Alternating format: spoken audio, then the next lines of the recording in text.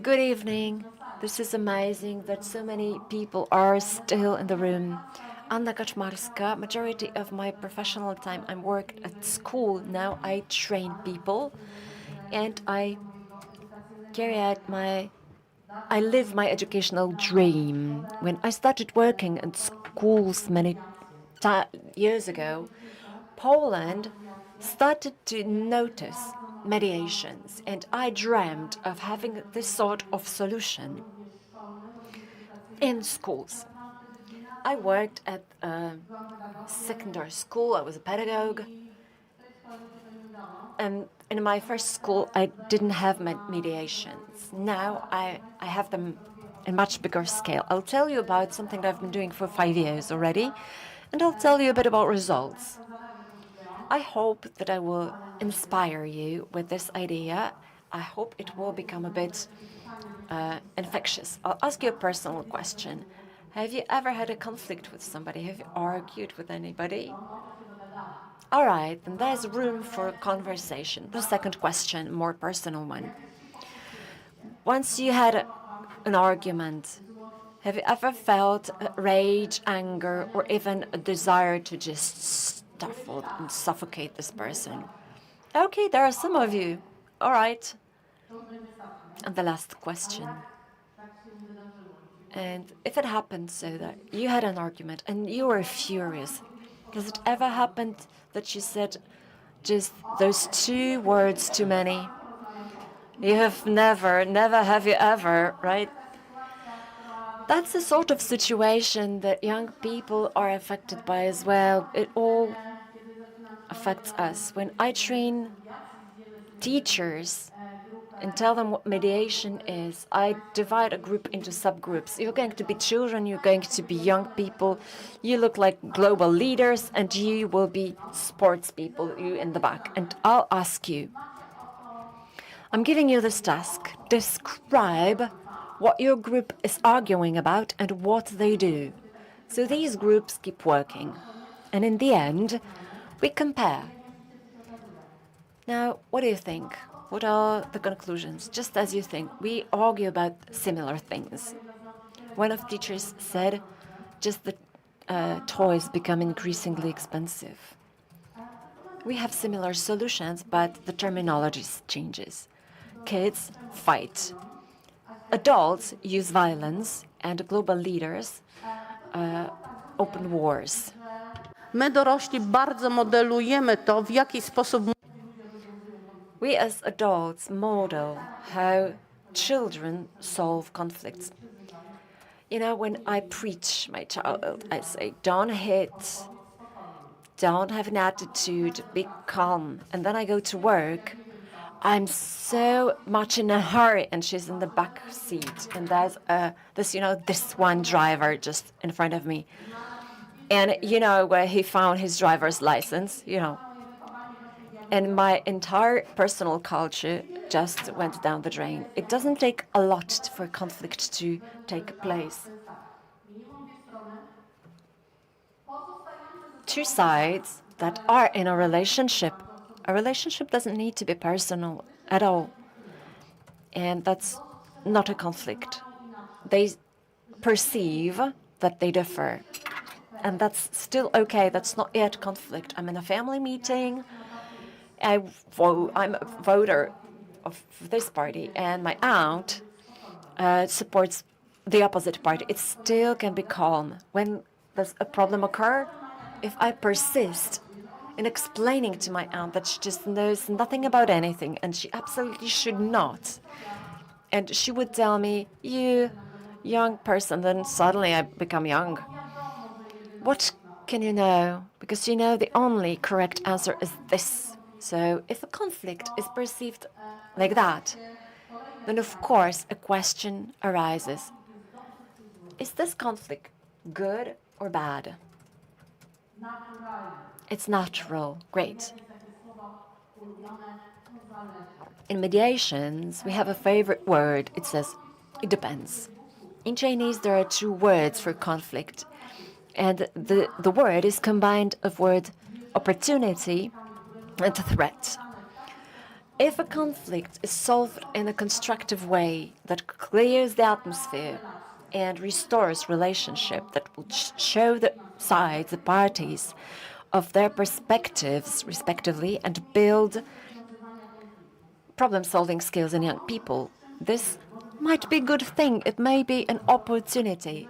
And the other way around, if it's a conflict that is not resolved, but it's, you know, judged who's wrong or right.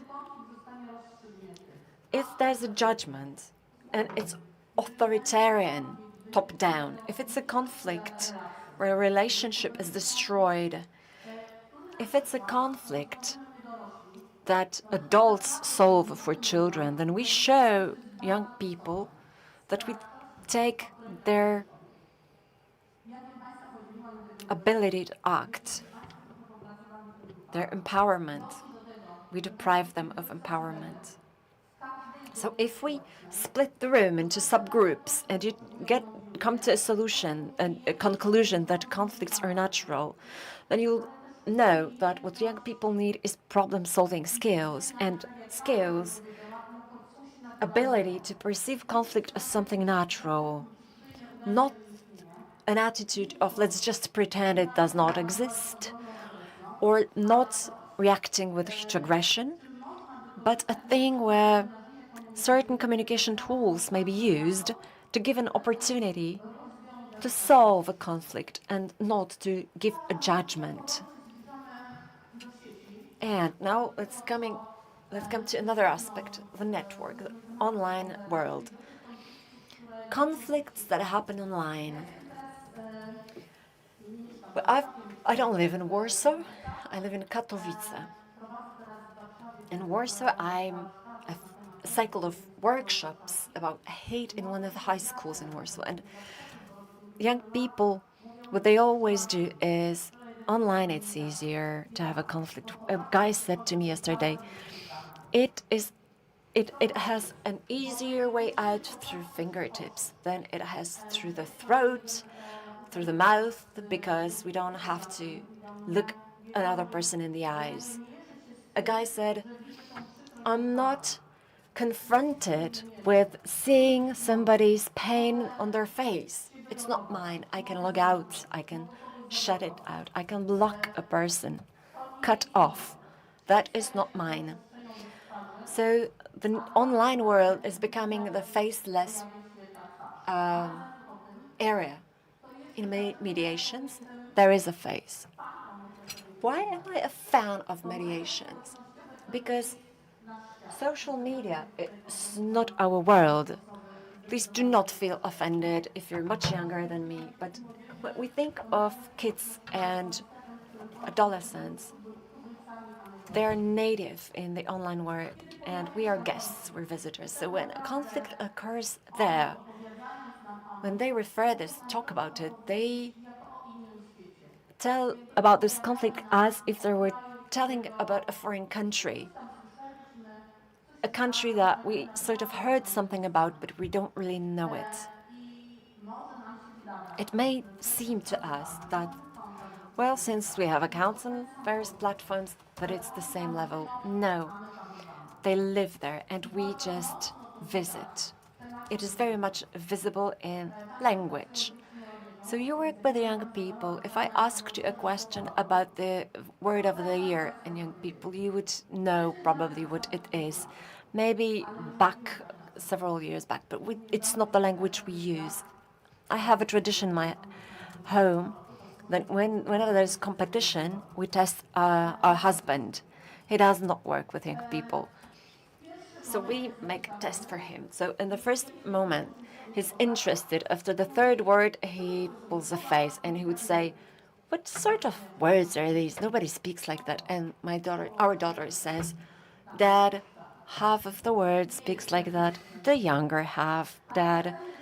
He's not happy about it. But let's go back to the language. Nie do końca jest The young people use a language that's not fully understood by us. They use emoticons in a way different that differs from how we use it or understand it. Young people, when they explain their conflicts, especially conflicts online, they have to translate it into a language that we will understand, something that youth mediators understand immediately because they follow the same rules, because they understand honor in a similar way, because they know the rules of the game, because they understand that this emoticon is so hurtful here that you have to take revenge, and we just look at what's this.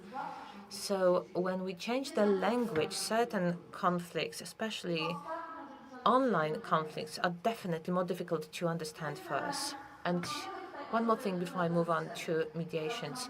We talk about cyberspace, cyber violence, cyberbullying, and there are conflicts online and posts disappear. Someone has removed something. We know it's not forever, but a trace has remained, and it has remained in the places that very real, and this trace remained in people who are very real, and they accumulate at school. And why at school? Because these people have a chance to meet there in real life. So the conflict from the net actually influences what happens at school. There are different ideas how to solve it, but have a look at this. If this conflict is solved regarding retributive things, that you have got the crime and the punishment, the fault and the punishment, who did it, when they did it, to whom, how many negative points or other things should be given here, and I concentrate on what happened. So even if they shake hands here, in front of the principal, psychologist, class teacher, etc., and then they leave the school building, the relationship that was destroyed online continues to work, to impact, to destroy, and it causes consequences as well. And even if this conflict online gets solved somehow, what happens is the necessity to manage the consequences, the impact, because very often they stay in the same class, in the same school. Even if they change schools, they live close by.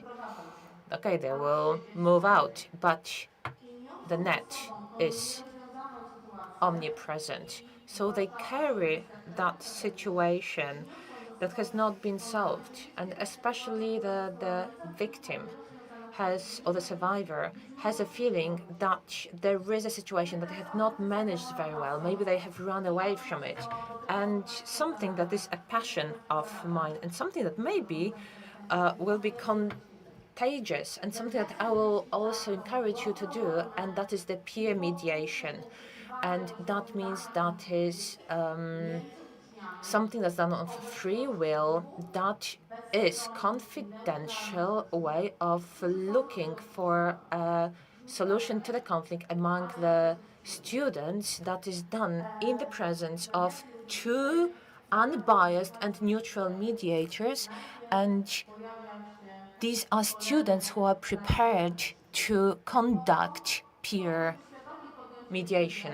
But then it requires also the meeting of teachers. And why do you need involved teachers? Because we have to also state that we have done through so many reforms and so many things have been destroyed that, well, let's try it, yeah? And then we have got the training of at least two, it's, if possible, more teachers, but this training takes 40 hours. It may get longer, so that is quite a lot. But this is the training for those who are going to train the students, who are going to support them, and they're going to moderate the process of mediation at school.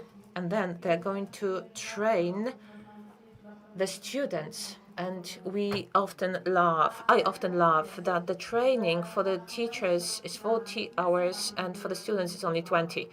But it is true that when we come as teachers, we have got a million of doubts. We have got 2 million scenarios in our minds, and then we've got the student training and they just catch it in no time. Maybe they don't have our teachers' responsibility at the back of their minds, and they catch it, they understand it much quickly. First of all, they come from among the students. It is the students who choose the peer mediators. So the first year that I ran this, a teacher came to me, no, it's not going to work, just forget it. We are just going to be defeated. They have chosen such students at my school. Okay, one school, I thought to myself. Another one comes in, oh God, you know whom they have chosen? No one who I had thought they would have choose. So I call Kasia Stryjek, and she deals with mediation much longer than I do, and she smiled and said, that means that you have chosen appropriately. You've chosen them well. So what does it show? The students whom we thought are not going to be good mediators, they're excellent mediators. I've been working with them for 5 years, and my eldest mediators are in high school. And one of the students, she really wants to be a mediator in the future. Also, pre-court and court mediations. So this is such a group of students who is selected from among the students by the students, so they can butt in.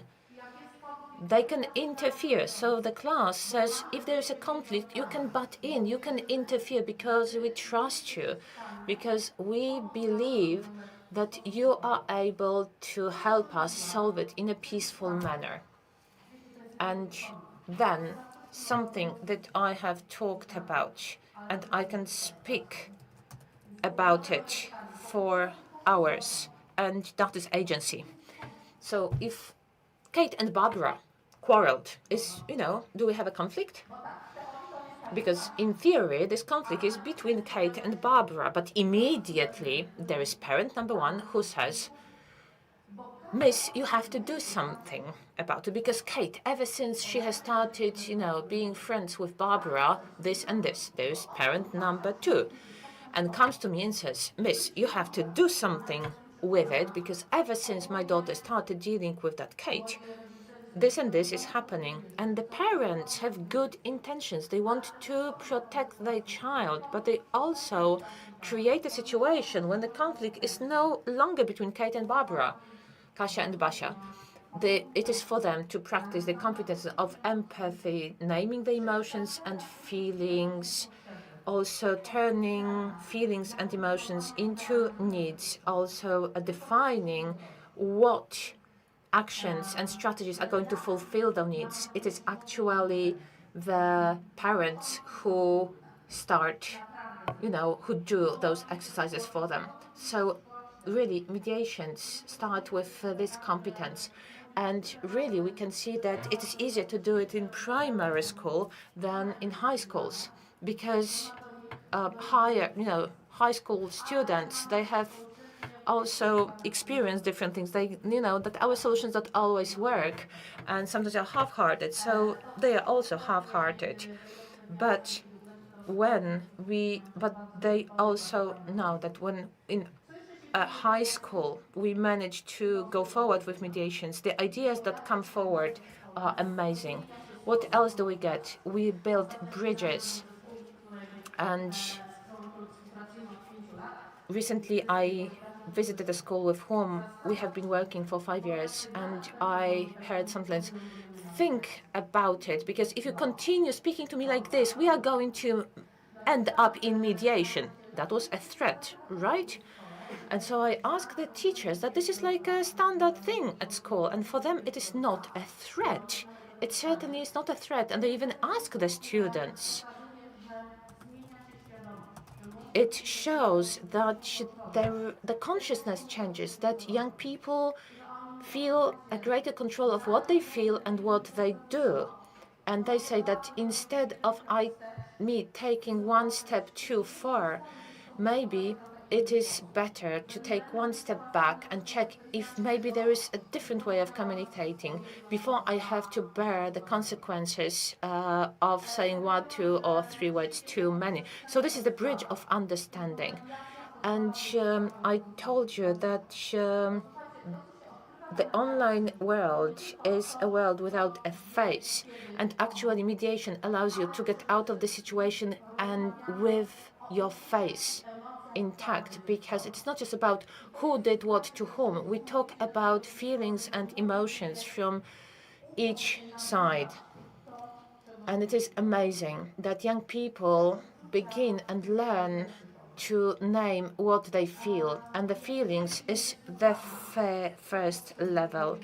If I feel unheard, I need attention. So feelings, we translate them into needs. Young people begin to feel and see the connection between the situations, between the feeling and the need. And if that's the case, what do they need in the area of actions, activities? And this is where the solution is born. But the solution is a win-win situation. In mediation, we take care of both sides coming out with a face, because if any of the parties leaves feeling hurt, then very often that goes into anger, and anger into aggression. So it may seem that the person who used hate actually comes out with no consequences. So it benefits her or him. And this may be the case, that you may be convinced that that's the case until you see those mediations, or you become a party or a part of mediations, because then you can see that the person who used hate, used violence, who behaved inappropriately feels real consequences. It's not a comment, it's not a meme. These are real consequences that she sees in the other person. She sees real consequences and costs of their actions. But they also have a chance to show what it looked like from their perspective. And very often, young people say, I just wrote one comment. I didn't know that there were 30 comments. I didn't know that that's the way it's going to come across. What also shows up in mediation is individual responsibility. If I gave you a task just now, even if a fantastic one, there is high probability that you will come to me and you will tell me, well, if I give you a solution, you will come back to me and just know, such an expert, and she gave us such a stupid solution. And do you know why that can happen or would happen? Because the solution wasn't yours. What I have learned humility. And I can see that it is the young people who have a solution. They understand, they know how to solve it. Very often when I mediate, in my head, but less and less. But I have an idea for a solution. And I'm always aware of that moment. And I guard myself from dominating the final outcome, because very often it is the both parties that can find the best solution. So if I have a solution with you, in a conflict with you, and it is something that is our common solution, then believe me, we are going to defend it as if we were defending the independence of our country. And why? We are going to defend it because this is ours. This is our personal. And something like this works for the students as well. So those bridges of understanding are built that way. And that's important for our students. So looking at the systemic model, there are different ways of introducing mediations at schools. And I love that system. Why? Because I do believe that the system has a chance to survive, to endure, because the training for us, it's just the beginning. That's the start moment. When we introduce mediations at any school, we do it in such a way that the school is under our care for the entire year. And of course, we know that Teachers love creating documentation. This is why we take this pleasure away from you, because we believe that you shouldn't be the only one having fun. But no, we do so. We give you lots of communication. So you've got the message, what will be sent electronically to the parents, then consent by the parents, by the student, changing the rules and regulations of school, and all of the documentation that will appear along the way. So we support you throughout the process of introducing mediation at school. What we also do is that we support the network. It is the networking. We started in Zabrze, and I believe this is the moment to boast a bit. In Zabrze, we started with 5 schools, and that's a cool number. 5 schools, teachers from those 5 schools, they create a network, they create a group. We usually create it on the communicators, and on an ongoing basis, we share solutions, suggestions, content, and we are at the stage when we want to really build up the system and emphasize how important mediation is. So this year we have introduced the inter-school mediator training and system. I was afraid of it. However, one of the mediators who's been working with us for 5 years said, I know how to make it even crazier. Let's prepare a meeting. Let's organize a meeting for the parents. Let's do it on Easter Tuesday, just before the Easter break. And I said, listen, who is going to come, on Easter Tuesday right before Easter to school? Give me a break. You know what? We had 2 full groups. They came, they wanted to see their kids. The kids prepared simulations of mediation. It was really cool. The resonance from the parents after the workshops, one of the parents comes up and she goes to me, what have you done with those mediations here? I straightened up immediately. I can't even have a quarrel with my husband at home because my son comes and said, mediation, I'm ready here. And it was seeing those mediators in completely new situations. Last year, I went with them to Gdańsk, to the Gdańsk Center of Mediation amongst schools. My mediators quarrel, who is going to sit next to the window. My school principal decided to intervene. And I told her, wait a second. And they said, okay, we are mediators after all, let's mediate. And so they started mediating. And the most beautiful thing was the reaction of the train conductor, who said, who are these kids? Where have you got them from? And mediators are amazing to me. They are absolutely nondescript. They look like nothing much, but they are amazing. From one of my schools, we had a meeting with the local council, and at the end, one of the councillors said, well, tell me, what would you advise us, politicians, so that we quarrel less? And then a girl very calmly says, well, maybe instead of concentrating on differences, maybe you would think what you could do for the common good. I melted. I melted with delight. The results. Now we can boast about it because we are active for the 5th year. For the 4th year, we are training mediators. And on the 20th of October, when we have a conference summarizing new activities, we are going to award certification to 100 mediators. Altogether, over 500 mediators have been trained. But what gives me the greatest satisfaction, most probably, is the fact that no one asks about what are mediations anymore. No one asks, do they make sense? No one asks, is this legal? Or does anyone do it in Poland? But we have got more schools and also more communes and local communities who want to introduce mediation. Sorry, I've taken 2 extra minutes of time. I hope that you will forgive me. Thank you very much for your attention.